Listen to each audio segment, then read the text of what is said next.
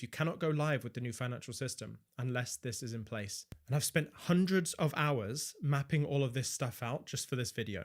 And the point here isn't to start a new narrative or get you all emotional. I just want to highlight something about this new financial system that truly determines whether it can go live or not. So in this video, I'm going to explain why the compliance world of the new financial system presents the biggest asymmetrical opportunity for you in 2026 before this new financial system takes place. I'm going to give you the exact events and things to look for that would confirm this direction. And what you don't see a lot on YouTube is I'm also going to give you the invalidation triggers, the things that would happen that would invalidate the whole core thesis around this video.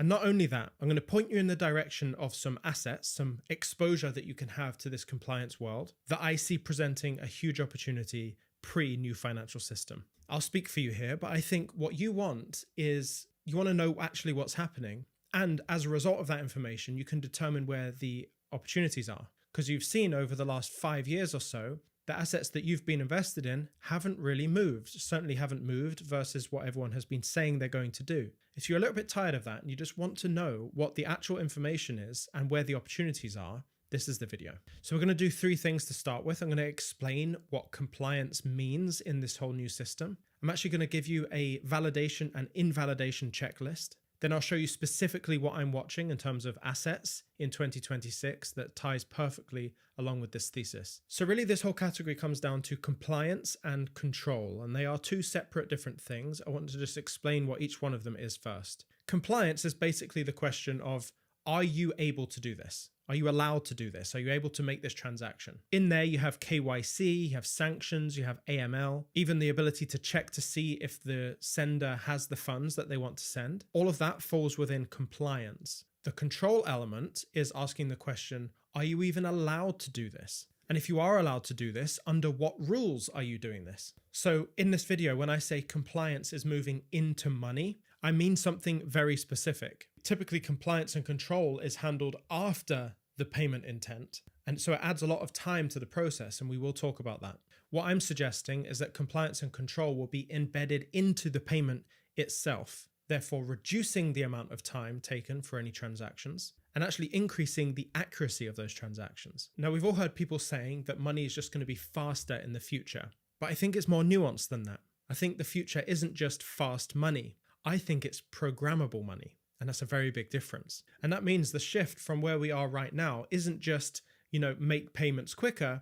It's more about how close can we get the compliance and control to the transaction itself. And when I say embedded into the transaction, I don't mean embedded. I mean like actually part of the money. I want to explain the bottleneck to you, the big issue, because you have to understand the issue to know the solution, right? And you have to understand the solution in order to know the assets that solve that problem. So as we move into this new financial system, there are going to be multiple different venues. You're going to have CBDC venues, you're going to have private ledgers, you're going to have all over the place. There's going to be these shared environments. In some of these, you might have a whole bunch of different countries participating in their own currencies in these pools. And then you have another group of countries that go in their own pool. And so when you separate out these ledgers in multiple ways, you create what's called fragmentation. And even though this new financial system is very smart and very interesting, it doesn't solve all the problems inherently. Like having multiple different venues and different ledgers for these transactions creates fragmentation naturally. So if we followed that train of thought into the new financial system, that's just going to be fragmented.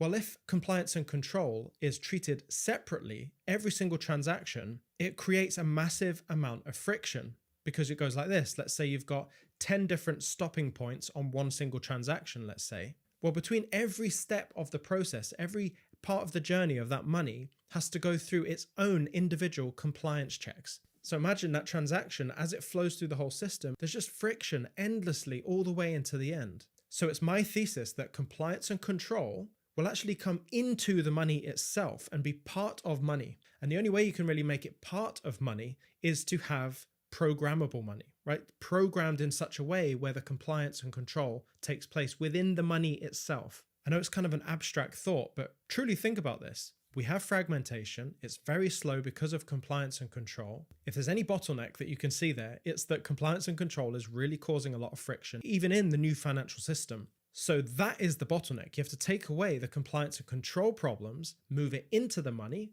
via programmable money, which we already know is coming, right? Allowing a transaction to go from point A to point B without the 10 steps, just one central verification, compliance, and control result that covers that entire transaction. So if compliance and control was part of the money, it would mean that all of those compliance and control checks would happen before the payment even starts. And so instead of going 1, 2, 3, 4, 5, 6, 7, 8, 9, 10 all the way across to its destination, it just goes from A to B instantly because the compliance and control is already handled. That's part one of my theory. Part two of my theory is that we're moving into a world of tokenized assets. Every asset in the world eventually will just be tokenized. What I mean by tokenized is just put onto the blockchain, represented on the blockchain. If you're interested in knowing truly what tokenization actually is from a mechanical standpoint, the video coming out in a couple of days will explain tokenization in detail so you can explain it to anyone you meet.